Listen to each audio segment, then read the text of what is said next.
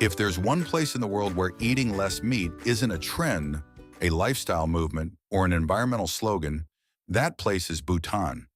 People there don't announce, "I'm going vegetarian," and you won't see signs telling you what you can or can't eat. It's much simpler than that. In everyday life, meat just doesn't show up very often. And when it does, it's rarely the main event on the plate. For people like us, especially Americans, that can sound unusual. We live in a culture where meat is front and center. The U.S. ranks among the world's top consumers of pork, even though most Americans actually eat more chicken and beef. We're also one of the largest exporters of pork. Meat, in one form or another, is part of the daily conversation.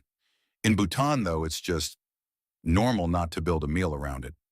It's as ordinary as brushing your teeth in the morning or turning on the stove when you get home to make dinner. The difference starts with how people think about the act of killing an animal. For many Bhutanese, it isn't an eating issue, it's a moral one. In much of the world, especially in the US, eating meat is framed as a nutrition choice. You eat it for protein, for energy, for strength. Today you want it, tomorrow you skip it. No big deal. But in Bhutan, the question runs deeper. Before it's about taste or health, it's about conscience. And that shift in perspective changes everything. So why does it work that way? In Bhutan, Vajrayana Buddhism isn't something that stays inside temples or holy books. It shows up in everyday life, in how people speak to one another, how they move through their day, how they treat the dog in the yard or the tree by the front door. Within that way of seeing the world, every living thing carries life, feels pain, and has a right to exist until nature itself brings that life to a close. Because of that, when an animal is killed for food, the thought doesn't stop at, "I'm full now." There's another layer that comes with it, the awareness that a life ended so someone else could eat. It isn't a crushing sense of guilt that keeps people up at night. It's quieter than that, a soft, steady weight in the back of the mind. And when you carry that feeling day after day, you often find yourself reaching for meat less and less, almost without noticing. What matters most is that no one is forced into this way of living. There's no law saying you can't eat meat. No one gets in trouble for ordering it or cooking it.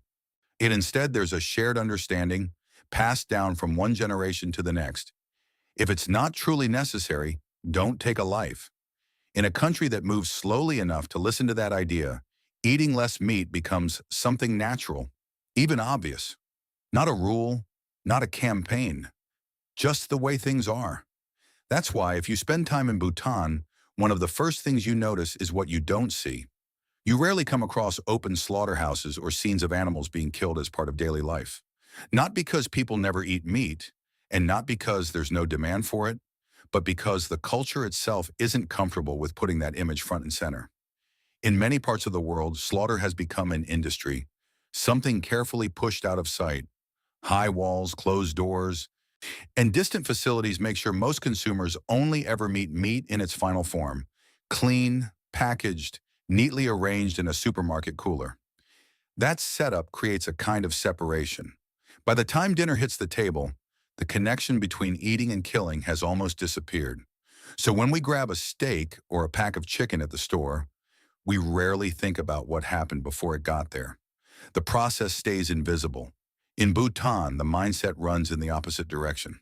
People don't try to split those two ideas apart.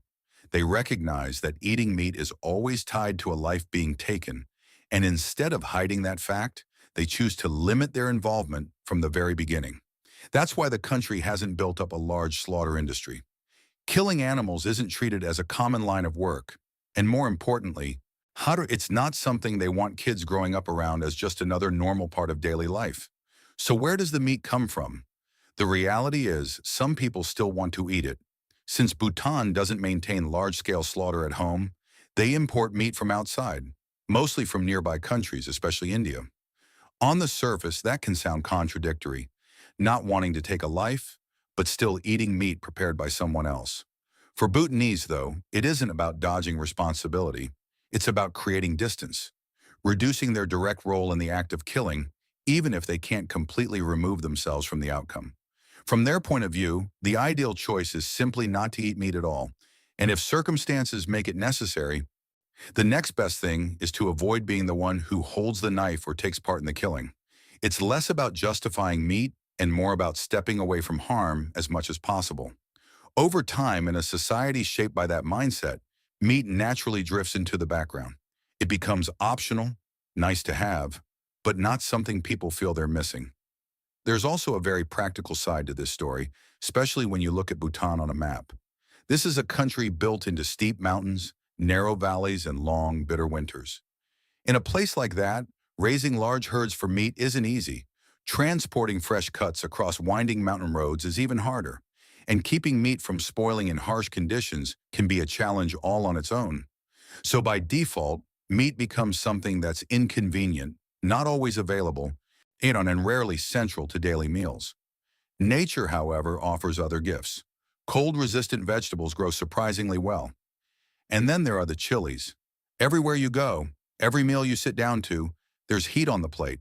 Spicy food isn't just a preference there, it's part of the country's culinary identity. Add to that the steady supply from yaks and cattle, milk, butter, and cheese that keep coming even when fresh meat is hard to come by. Dairy, not beef, sits at the heart of the diet.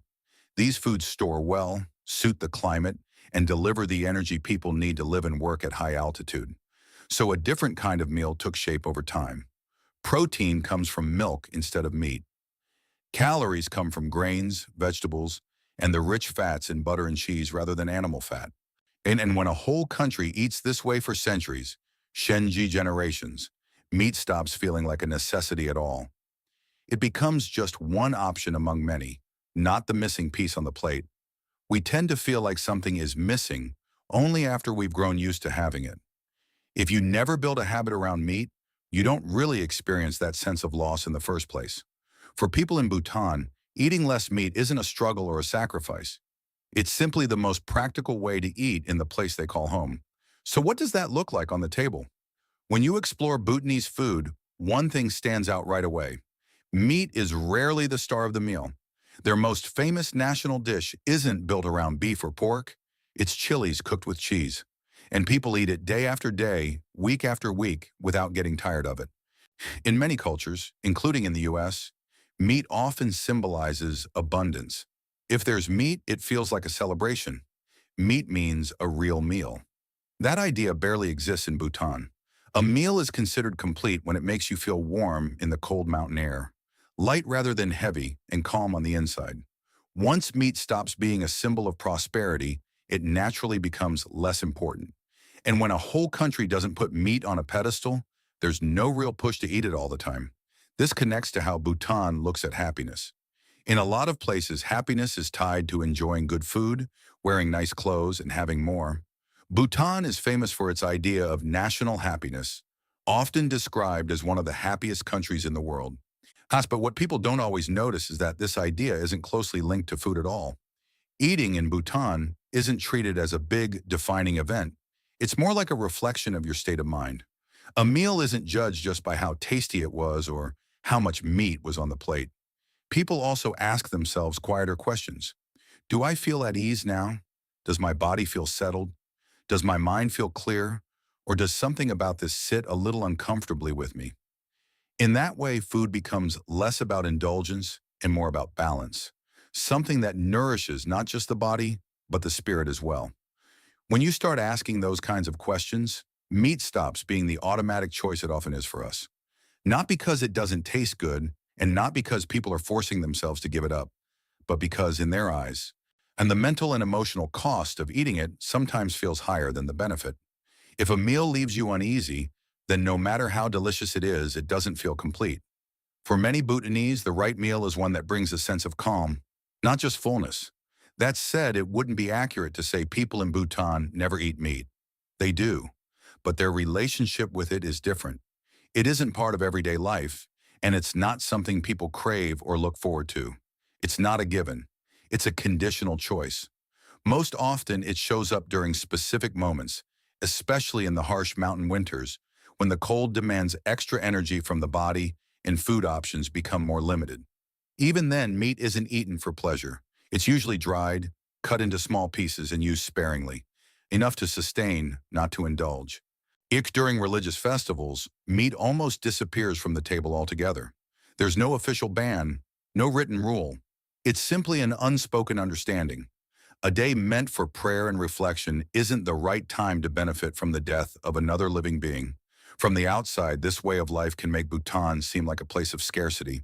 Simple meals, limited choices. But if you stay long enough to see the world through their lens, the question flips around.